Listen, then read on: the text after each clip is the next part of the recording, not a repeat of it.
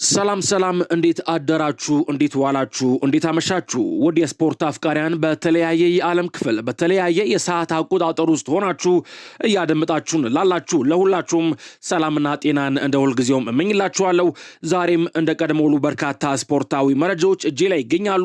አጫጭር የስፖርት መረጃዎችን ጨምሮ በርካታ የዝውውር ስፖርታዊ መረጃዎች እጄ ላይ ይገኛሉ። ከናንተ የሚጠበቀው ቪዲዮን ላይክ አድርጉ መጀመር እንዲሁም ለዚህ የዩቲዩብ ቻናል አዲስ ኮናችሁ ሰብስክራይብ በማድረግ ተቀላቀሉን። ቀጥታ ወደ ስፖርታዊ መረጃዎች ሲሻገር በአጫጭር የስፖርት መረጃዎች ጀምራለሁ። የሳላህ ማረፊያ ቀጣይ ወዴት ይሆናል?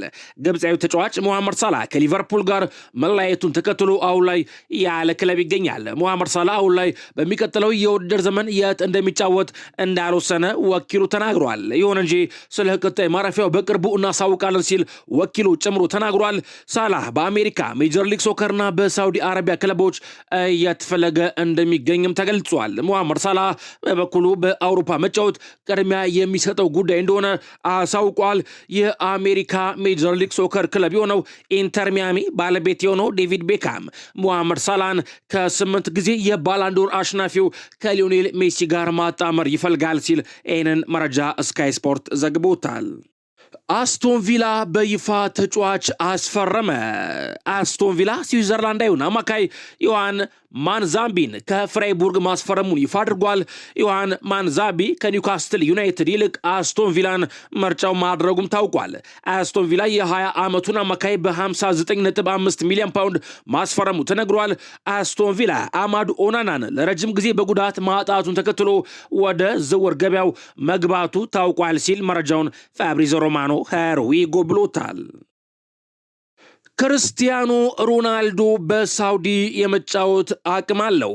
ሮናልዶ ናዛሪዮ ብራዚላዊ ታሪካዊ ተጫዋች ሮናልዶ ናዛሪዮ የዓለም ዋንጫው ለክርስቲያኖ ሮናልዶ ፈታኝ ነበር ሲል ገልጿል። ምናልባትም ሮናልዶ አሁንም በሳውዲ አረቢያ ሊግ የመጫወት አቅም አለው፣ ደረጃው በሳውዲ ፕሮ ሊግ መጫወት ነው ሲል ሮናልዶ ናዛሪዮ ተናግሯል። አክሎም ነገር ግን በዓለም ዋንጫ መፎካከር እንዳየነው የበለጠ አስቸጋሪ ነው፣ ደረጃው ከፍ ይላል ሲል ተደምጧል።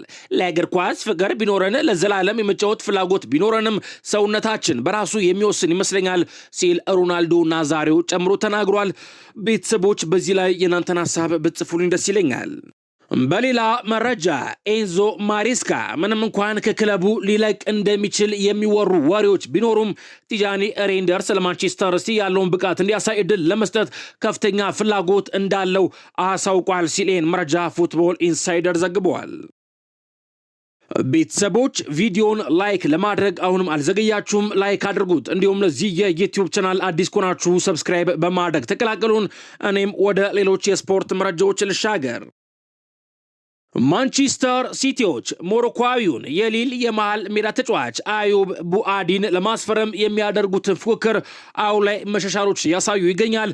ተጫዋቹ ላይ ያላቸው ፍላጎት እጅጉን እየተሻሻለ መጥቷል ሲል ይህን መረጃ ሜን ስፖርት ዘግቦታል። ሌኪፕ ደግሞ አንድ መረጃ ይፋ አድርጓል። የሊል ፕሬዝዳንት ኦሊቬ ሌታንግ ስለ አዩብ ቡአዲ እንዲህ ብለዋል። ከዓለም ዋንጫው በኋላ ከአዩብ ጋር ተገናኝተን ተወያይተናል። በውይይታችንም የተነሱትን ዝርዝር ሀሳቦች አልናገርም።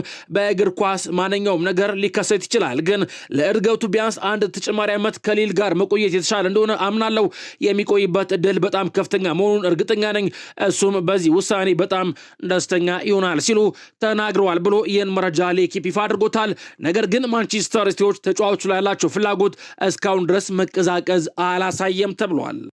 ቶተናም ሆትስፐሮች ሳቪኒዮን በ65 ሚሊዮን ፓውንድ ለማስፈረም ከጫፍ ደርሰዋል። ማንቸስተር ሲቲም ተተኪውን እየፈለገ ይገኛል ሲል ይህን መረጃ ደግሞ ፋብሪዞ ሮማኖ ዘግቦታል። በሌላ መረጃ እያንዳንዱን ዋንጫ ማሸነፍ ፈልጋለሁ ብሏል። የሊቨርፑሉ የመሃል ሜዳ ተሰላፊ ዶሚኒክ ስፖዝ ላይ በክለቡ ያለውን ውል እስከ 2031 ድረስ አራዝመዋል። ዶሚኒክ ስፖዝ ላይ ውሉን ካራዘመ በኋላ በሊቨርፑል ቤት አርአያ መሆን ፈልጋለሁ ሲል ተናግሯል። ክለቡን ስቀላቀል የነበረው ዓላማ አልተቀየረም ያለው ዶሚኒክ ስፖዝ ላይ ቻምፒዮንስ ሊግ ጨምሮ ሁሉንም ዋንጫዎችን ማሸነፍ ፈልጋለሁ ብሏል። ለዚህ ዓላማ ለመፋለም ዝግጁ ነኝ ሲልም ጨምሮ ተናግሯል። ምናልባት ምናልባት ይሄ ቀን የህይወቴ ምርጡ ቀን ነው፣ እዚህ ማሸነፍ ፈልጋለሁ፣ ገና ጥሩ ነገሮች ይመጣሉ ሲል የሊቨርፑል የመሃል ሜዳ ተሰላፊ ዶሚኒክ ስፖዝላይ በክለቡ ያለውን ውል እስከ 2031 ድረስ ካራዘመ በኋላ ተደምጧል። ከሊቨርፑል ጋር በተያያዘ ሊቨርፑሎች ዛሬ ጠዋት 4 ሰዓት ላይ ከክሪስታል ፓላስ ጋር ተገናኝተው ነበር ተብሏል። የውይይታቸው ርዕስም ማክሰንስ ላክሮዋ። ይህ ማለት ሊቨርፑል ስለ ፈረንሳዩ ተከላካይ ዝውውር ወይንም ሁኔታው መረጃ ለማግኘት ከክሪስታል ፓላስ ጋር ግንኙነት ጀምሯል ማለት ነው። እስካሁን ድረስ ይፋዊ የዝውውር ጥያቄ ወይንም ስምምነት መደረሱ ግን አልተረጋገጠም ሲል ይህንን መረጃ ስካይ ስፖርት ዘግቦታል። ጄደን ዳንስ ከሊቨርፑል ዋናው ቡድን ጋር ለቅድመ ውድድር ዝግጅት ጉብኝት ወደ አሜሪካ መጓዝ እንደሚችል ወይንም እንደማይችል ገና ውሳኔ አልተሰጠም ተብሏል። ሊቨርፑል ሰኞ ወደ አሜሪካ ለመጓዝ አቅዷል። ምንም እንኳን ግልጽ ባይሆንም ዳንስ መጓዝ ካልቻለ 18 ዓመት ዕድሜ ያላቸው ዊል ራይትና ጆሽ ሶኒ ላምቢ በቅድመ ውድድር ጉብኝት እድል የሚያገኙ ተጫዋቾች እንደሚሆኑ ይጠበቃል ሲል ይህን መረጃ ሚረር ስፖርት ዘግቦታል። በሌላ መረጃ የፈረንሳዩ ሌኪፕ አንድ መረጃ ይፋ አድርጓል። ከቪኒሺየስ ጁኒየርና ከሪያል ማድሪድ የኮንትራት ማራዘሚያ ድርድር ጋር በተያያዘ ቪኒሺየስ ጁኒየር ከሪያል ማድሪድ ጋር መስማማት አልቻለም። እሱን ሽጠውም የእሱን የሽያጭ ብር ኦዲሴ ላይ ኢንቨስት ለማድረግ አቅደዋል ብሏል ሌኪፕ በመረጃው። ሌኪፕ በመረጃው በሁለቱ መሃል ሰፊ ዋጋ መለያየት እንዳለ አሳውቆ ቀጣይ እሱን በነፃ ላለማጣትም በዚህ የዝውውር መስኮት ሪያል ማድሪዶች ትልቅ ውሳኔ ለማድረግ አቅደዋል ሲል ይህን መረጃ ይፋ አድርጎታል። እውቁ የዘ ጋርዲያን እና የኒውዮርክ ታይምስ ጋዜጠኛ ሮሜን ሞሊናም ስለ ቪኒሺየስ ጁኒየር እንዲህ ብሏል። ሪያል ማድሪዶች ውልን አራዝም አሊያም በዚህ ክረምት እንሸጣለን ሲሉ አሳስበውታል በማለት አንድ መረጃ ይፋ አድርጓል። እንዲሁም እውቁ የዘ ጋርዲያን እና የኒውዮርክ ታይምስ ጋዜጠኛ ሮሜን ሞሊና ማንቸስተር ዩናይትዶች የቪኒሺየስ ጁኒየርን ሁኔታ እየተከታተሉ ካሉ ክለቦች መካከል ይገኙበታል ሲል መረጃውን ይፋ አድርጎታል። በሌላ መረጃ የአሞሪም ሁኔታ ኮቢ ማይኖን የበለጠ ጠንካራ አድርጎታል ብሏል። ፖርቹጋላዊ የማንቸስተር ዩናይትድ የመስመር ተከላካይ ዲያጎ ዳሎት ስለ ኮቢ ማይኖ በሩበን አሞሪም ስር ብዙም ስላልተሰለፈበት ሁኔታ እንዲህ ሲል ተናግሯል። እውነቱ ለመናገር የለሱ ጠቃሚ ነበር ብዬ አስባለሁ። እንዲህ ማለት ከባድ ሊሆን ይችላል፣ ምክንያቱም እሱ ድንቅ ተጫዋች ነው። ይህ ሁኔታ የበለጠ ጠንካራ አድርጎታል። እንደ ቡድን እንደዚህ አይነት አስቸጋሪ ጊዜዎችንም ማሳለፍ አለብን፣ ምክንያቱም ጥሩ ጊዜ ሲመጣ የበለጠ እንድናደንቀውና ዋጋውን እንድንረዳው የሚያደርጉን እነዚህ አስቸጋሪ ወቅቶች ናቸው ሲል ተደምጧል። ከማንቸስተር ዩናይትድ ጋር በተያያዘ ወደ ማንቸስተር ዩናይትድ የሚያደርገው ዝውውር የተቋረጠው ኤደርሰን በአታላንታ እስከ 2031 የሚያቆየውን የ5 ዓመት ኮንትራት ፈርመዋል ብሏል። ይህን መረጃ ፋብሪዞ ሮማኖ ዘግቦታል። አንዳንድ ሪፖርቶችም ማንቸስተር ዩናይትድ የእሱን ዝውውር ጉዳይ መልሶ ያጤንበታል ቢሉም ይህ ከእውነታው የራቀ መሆኑ ተገልጿል። አታላንታ በኤደርሰን ላይ ትልቅ እምነት ያለው ሲሆን ወደ ዩናይትድ የሚያደርገው ዝውውር ከሳምንት በፊት ሲቋረጥ አዲስ ኮንትራት በመስጠት ተጫዋቹ ላይ ያላቸውን እምነት አሳይተዋል። ኤደርሰን በአታላንታ አሁን ላይ ኮንትራቱን ፈርሟል ሲል ይህን መረጃ ፋብሪዞ ሮማኖ ዘግቦታል። ማንቸስተር ዩናይትዶች ተስፈኛውን የቶተንሃም የ18 ዓመት የግራ መስመር አጥቂ ታይናን ቶምፕሰንን ለማስፈረም ከስምምነት ደርሰዋል ተብሏል። ዝውውሩ ከመጠናቀቁ በፊትም የጤና ምርመራ ለማድረግ ታቅዷል። ማንቸስተር ዩናይትድ የታዳጊውን ዝውውር በተቻለ ፍጥነትም ማጠናቀቅ ይፈልጋል ሲል ይህን መረጃ ሜን ስፖርት ዘግቦታል። በተጨማሪም ከማንቸስተር ዩናይትድ ጋር በተያያዘ አሌክስ ስኮት አሁንም በዩናይትድ ክትትል እየተደረገበት ይገኛል ተብሏል። ማንቸስተር ዩናይትድ አሁንም የበርንማውዙን አማካይ አሌክስ ስኮት ሁኔታን በቅርበት እየተከታተለ ይገኛል ሲል ይህንን መረጃ ፉትቦል ኢንሳይደር ዘግቦታል። ነገር ግን በርንማውዝ አሁንም ተጫዋቹን በዚህ ክረምት የመሸጥ ፍላጎት እንደሌለው ለማንቸስተር ዩናይትድ ግልጽ ማድረጉም ታውቋል። ምናልባት የእንግሊዙ ክለብ ተጫዋቹን ለመሸጥ ፈቃደኛ ከሆነ እንኳን ከ85 ሚሊዮን ፓውንድ በታች እንደማይቀበል አሳውቋል። ማንቸስተር ዩናይትዶች በበኩላቸው አማካኙን እስከ 65 ሚሊዮን ፓውንድ በሚጠጋ ሂሳብ ለማስፈራም ፈቃደኞች ናቸው ሲል ይህን መረጃ ፉትቦል ኢንሳይደር ዘግቦታል። በሌላ መረጃ አልቫሬዝን 200 ሚሊዮን ቢቀርብልንም አንሸጥም ብለዋል የአትሌቲኮ ማድሪድ ዋና ስራ አስፈጻሚ ሚጌል አኔል ሄል። ጁሊያን አልቫሬዝ አይሸጥም ሲሉ አሳውቀዋል። አልቫሬዝ ለአትሌቲኮ ማድሪድ የሚስማማ አጥቂ ነው፣ ከእሱ ጋር መቀጠል እንፈልጋለን ሲሉ ኃላፊው ተናግረዋል። ምላሻችን ግልጽ ነው ያሉት ኃላፊው 200 ሚሊዮን ዩሮ ቢቀርብልን እንኳን አንሸጠውም ሲሉ ተናግረዋል።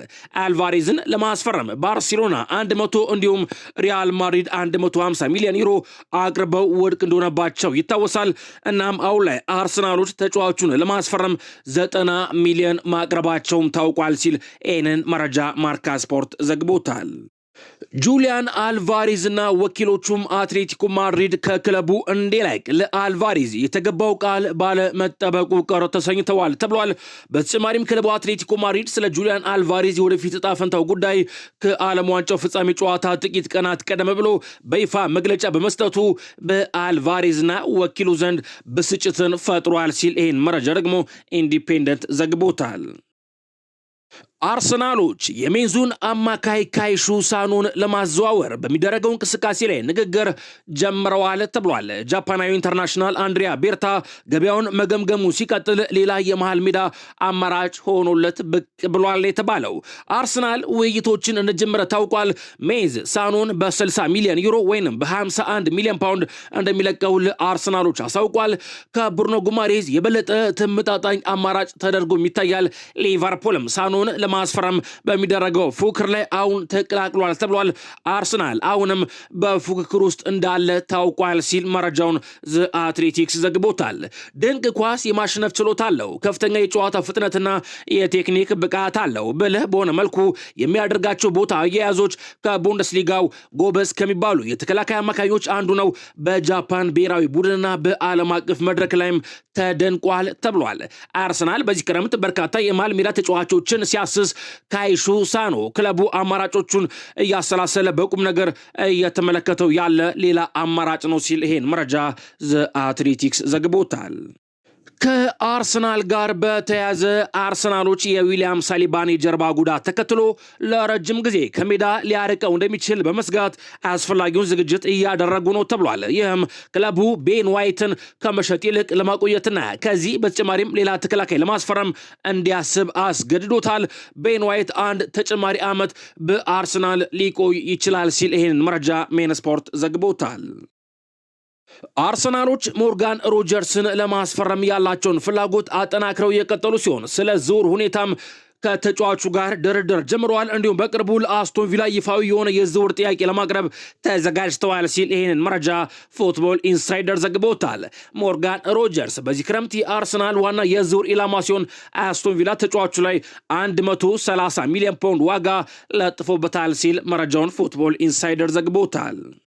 ኒውካስትል ዩናይትዶች በዚህ ክረምት የአርሰናሉን የክንፍ ተጫዋች ጋብሪኤል ማርቲኔሊ ለማስፈረም እያሰቡ ነው ተብሏል። ክለቡ የአጥቂ መስመሩን ለማጠናከር አማራጮችንም በመመልከት ላይ ሲሆን ብራዚላዊ ተጫዋች ከታቀዱት ኢላሞች መካከል አንዱ ሆኖ ብቅ ብሏል ሲል ይህንን መረጃ ሚረር ስፖርት ዘግቦታል።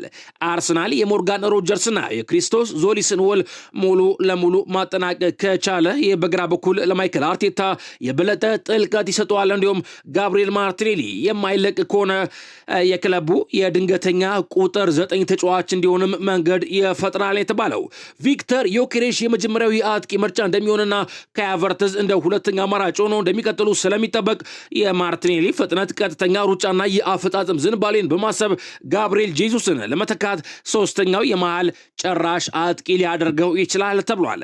ማርቲኔሊ በመሃል በኩል ጨራሽ አጥቂነት ቦታ ላይ መጫወት እንደሚችል አስቀድሞ አሳይቷል። ሮጀርስና ዞሊስ ለግራ ክንፍ እየተፈራረቁ ሲጫወቱ አርሰናል ማርቲኔሊን ከፊት መስመር ላይ ሁለገብ ማጥቃት መሳሪያ አድርጎ ሊጠቀምበት የሚችልበት እድል ሰፊ ሆኖ ታይቷል ተብሏል።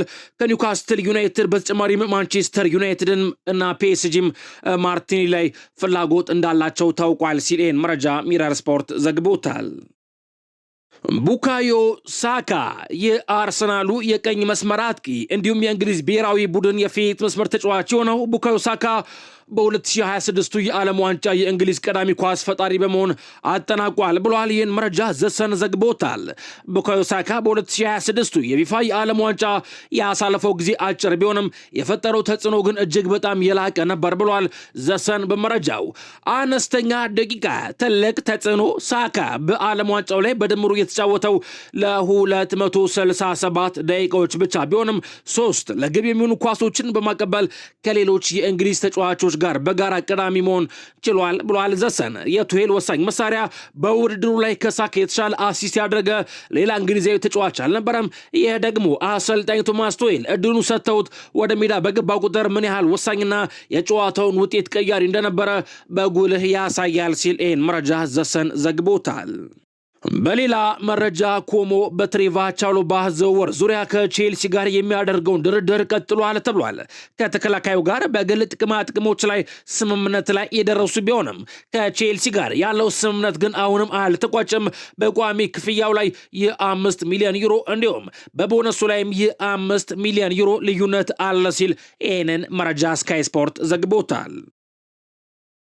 ለሰዓቱ ያስኩላችሁ አጫጭር የስፖርት መረጃዎች እነዚህ ነበሩ። አብራችሁን ስለቆያችሁ ከልብ እናመሰግናለን። ቪዲዮን ላይክ አድርጉት፣ እንዲሁም ሰብስክራይብ የምትለዋን በተን በመጫን ለዚህ የዩቲዩብ ቻናል አዲስ ከሆናችሁ ሰብስክራይብ በማድረግ ተቀላቀሉን። በሌሎች የስፖርት መረጃዎች ተመልሰን እስከምንገናኝ ሰላም ቆዩልን።